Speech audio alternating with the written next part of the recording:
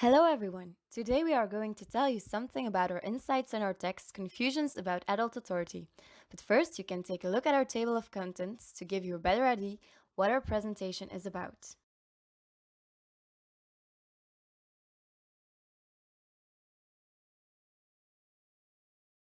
Let's take a look to the summary of the text. In our education, there are questions about the values and norms that have to be transmitted to the pupils to prepare them to function in our society. Education is the soul of our society because it passes from one generation to another. Communication between teachers and pupils is the most important factor. The difficulty today is that the world changes and things that were relevant in the past aren't relevant anymore. Just because we aren't sure what we have to teach our pupils, teachers feel insecure within their authoritative function and they feel powerless to exercise it. This problem should also be linked to the fact that some pupils don't respect the position of their teacher. What about the problem of authority? In the 18th century, people started to oppose the traditional authorities such as church and state. That leaded us to question all form of authority in our modern world. Because of this opposition, a lot of adults lost their self-confidence in the way of interacting with the younger generation. This fight against authority in education is often linked with the movement of progressive pedagogy. Dewey, a representative of this pedagogy, didn't actually want to abolish adults' influence over schooling entirely, but he wanted to limit it. He distanced himself from all those reforms who reject all form of authority and argued that they wrongly assumed that traditional authority was the only model. However, traditional education was perceived as really boring, didactic, autocratic, and conformist. It held back the spontaneous curiosity of children and it was clear traditional authority had to go. In function of this, pedagogues began to question how to manage the relationship between the generation in school. The function of teacher would be downsized to what is called a facilitator. Dewey also believed that traditional education stifled children's initiative and that it could not motivate them.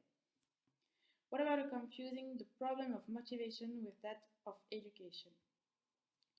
With that said, our text continue with the problem of motivation in schools.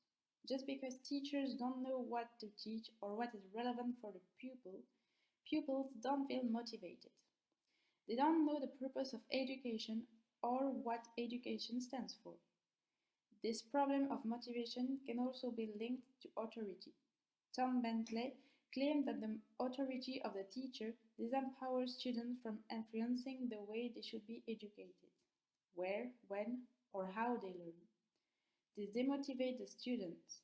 Bentley is convinced that teacher and student should treat each other with equal respect, that there must be a change in power between the young and old generation, and that we can all learn from each other. Teachers need to understand what it's really like to be a young person growing up now. In this way, we can learn from the young as well as teach them. For Bentley, the lack of respect for adult authority is, in his view, a positive development brought about by critically engaged students who refuse to accept anything without questioning and testing it for themselves. Not only the adult authority, but also the content in education is questioned. The center of the subject in school should be the social activities, the environment of the pupils. However, research has shown that connecting with relevant issues in children's life does not guarantee increased motivation. It requires more than the clever pedagogical techniques to promote the motivation of students. Experience shows that it is the authoritative classroom teachers who possess the potential for inspiring young children. Our pedagogical dilemma is, should we maintain the authority of the teacher or give it to the children?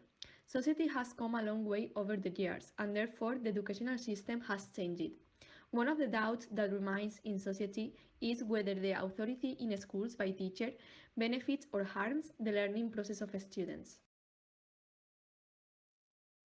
We can link our pedagogical dilemma with an interview in which Paul Verhagen, this is a Belgian professor of clinical psychology and psychoanalysis, discussed whether we still use a traditional authority from decades ago, or do we follow an alternative route that says that we have to find another way of authority, because it's proven that we can't teach without it.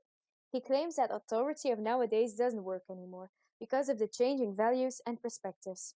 In function of this, he sees that teachers struggle to exercise their authoritative behavior, but in one way or another it's necessary because it's essential to learn. According to that, he mentions that the aggressive behavior of the children is not necessarily a problem of the children itself, but that it has more to do about the way of practicing authority as a teacher. He also refers to the fact that many people today think that we don't practice authority enough in our classrooms, so we need to raise it. But that doesn't work. Instead, he proposes that we should make the distinction between power and authority. Power is about a one-on-one relationship, where one person is always the strongest. That doesn't work in education. According to Verhagen, it seems that authority functions completely different. It has nothing to do with who's the strongest. Who's the strongest? It's not a challenge. It's about multiple people that share the same values, the same ground according to education. For example, they believe that education is necessarily for learning new things, etc. And because they share these values, they are willing to submit to certain rules. As mentioned earlier, the problem today is that this shared ground or values doesn't exist anymore. Because we don't know what education stands for, we don't share the same values anymore. This way, there are no longer relationships of authority in our classrooms, but relationships of power. And therefore, Verhagen concludes that this is a quest in which we still need to take several steps. As I already mentioned, there are a lot of relationships of power in our classrooms nowadays and not of authority. And this results in a lot of fights between pupils and teachers, verbally but also physically. To prove that this is still accurate today, we put some headlines of newspapers in our PowerPoint, and we can link this to our dilemma. Should we maintain the authority of the teacher or should we leave it with the children? And the problems that come with that dilemma.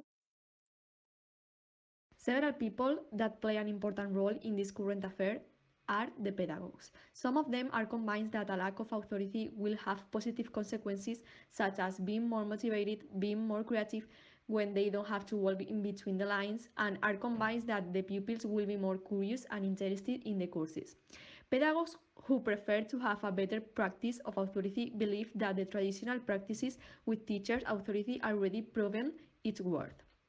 They also think that children need rules in order to function properly, and according to that, they believe that authority is necessary to make a difference between adults and pupils because they are the one who educates the pupils.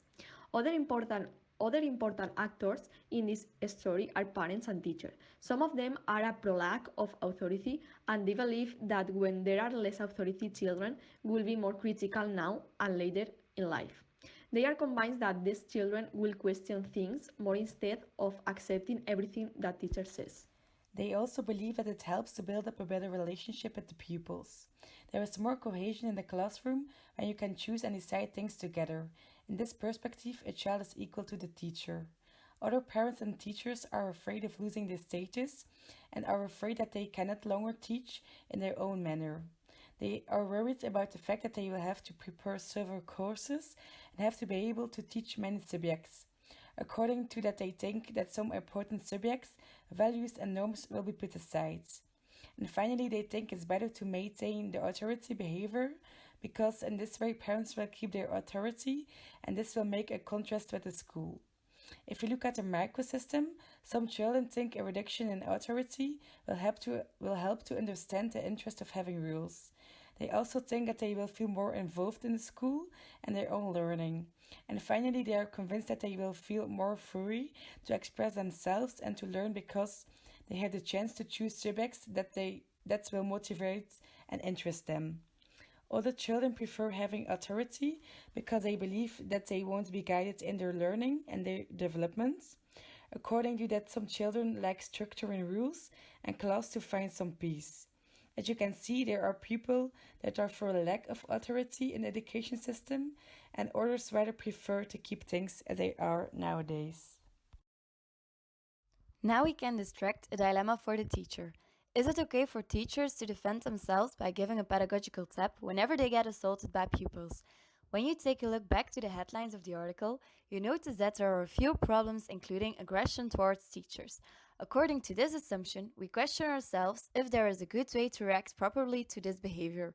We also chose this dilemma because of the interview of Paul Verhagen, in which he talked about the idea that the aggressive behavior of children is not necessarily a problem of the children itself. It has more to do about the way of practicing authority as a teacher.